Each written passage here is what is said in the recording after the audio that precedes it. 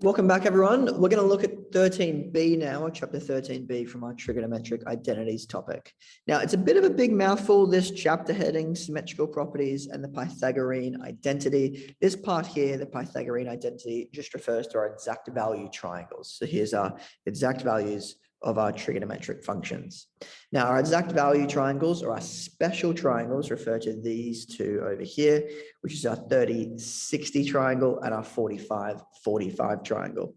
Now, we should all feel pretty comfortable with where these come from and how we can kind of generate these two triangles. If not, you can ask me in class. We can kind of go through it again. Just note, just like what we did in the previous lesson where we looked at how we can convert between radians and degrees, we can also express these triangles in terms of being radians. So 30 degrees in radians is going to be pi on 6, and 60 degrees in radians is going to be pi on 3. I'll just get rid of this little arrow here to write that, pi on 3. Also, 45-45. It's the same angle, and each of these can be expressed as pi on 4. So just note, degrees, radians, we need to know both. I have a preference towards looking at these in terms of radians, and there's a good reason why we're just going to look at as we go through the first example. So the first example from this particular chapter is about finding the exact angle, finding the exact value given varied angles. So here I've got 11 pi over 6. So it's no longer as simple as just pi over 6, pi over 3, pi over 4, or even pi over 2. With finding the exact value of our trigonometric functions, what we're really concerned with is our angle our function makes with the x-axis. So if I draw a graph here, no matter where my line is, let's just put a line here for this example, and then we'll kind of look at part A. So if this here is my line, then it doesn't matter where this line sits on my Cartesian plane, the angle I'm always concerned about or interested in finding is the angle it makes here with my x-axis, regardless of kind of where it sits in the plane. So if this angle here is pi on 6, then I use the exact value of what sine would be at pi on 6. What my angle actually controls, or what my number on top here controls, is what quadrant my function lands in. So just to remind ourselves, there's two acronyms we can use. You can use CAST or all stations to central. Either way, as long as we can put these letters in the right spots, all stations to central, then we can identify which trig function is positive in which quadrant. So everything's positive in quadrant 1, sine's positive in quadrant 2, tan's positive in quadrant 3, and cos is positive in quadrant 4. And I'll put some numbers here just in case any of us need a refresher on how we number our quadrants. So if I kind of erase this here, and we have a look at our first example where I have sine of 11 pi on 6. The reason why radians is so much nicer to work in is whenever I have one of these questions, the main thing I'm concerned about here is my denominator. That will actually tell me which of my trig values I'm going to use. So if I see pi on 6, I know immediately I'm going to have the ratio or the value from sine pi on 6. Pi on 6 is 30, sine 30 is 1/2. And again, if you're not sure where that value comes from, it just comes from these triangles up here. If I have a look at sine of 30 degrees, 30 degrees being this little angle inside here, its opposite, which is 1 over hypotenuse, which is 2. So it's 1 over 2.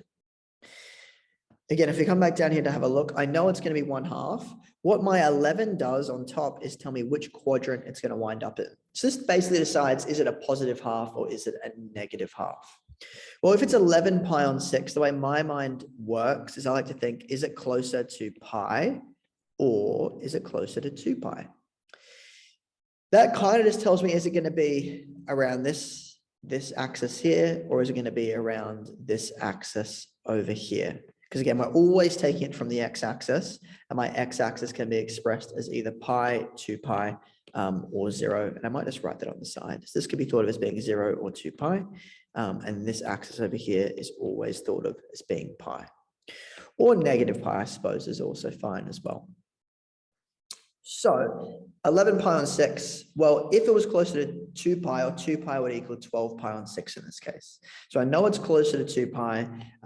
This is kind of like a quick way of doing it without necessarily spending too much time thinking it through.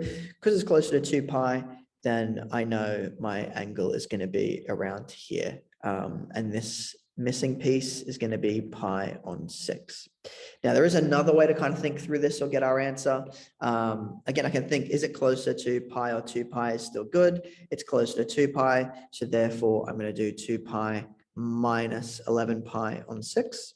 I can do a subtraction that way. If I do that, that's going to give me pi on 6, which if I think about what I have here and I think about my angle I've gotten, if I draw a little line out here like so, if I have 11 pi on 6, then this little bit missing to make it 360 degrees or to make it 2 pi is going to have to be pi on 6. It's kind of that little wedge that I'm missing.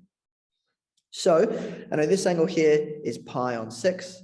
So that means it's in quadrant 4. If it's in quadrant 4, you can see from our acronym, cos is positive in quadrant 4, which means sine is negative. So my answer is -1/2.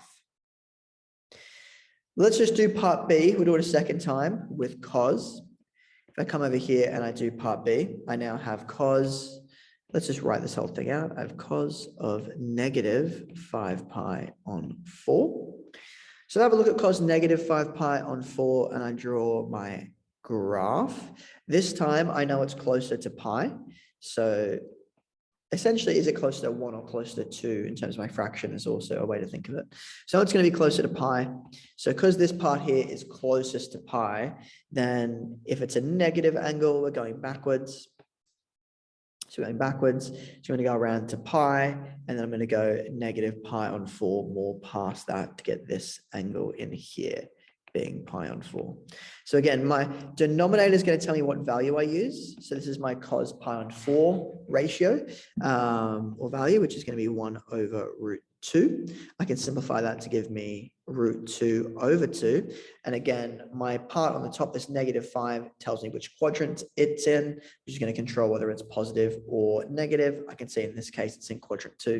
Sine's positive in quadrant 2, which means cos is negative. If you are struggling to visualize this on a graph, just note, again, the value always comes from my denominator. So it's either going to be one angle either above or below the x-axis based on my denominator. So either it's going to be pi, if it's closest to pi, it's either going to be pi on 4 on this side, or it's going to be pi on 4 on the top side. And then you can just kind of think through, you could draw a picture, you can kind of plan out where that angle is going to lie. So that's it for the first example, how to find the exact value of either of our trigonometric functions, regardless of where it sits on my Cartesian plane.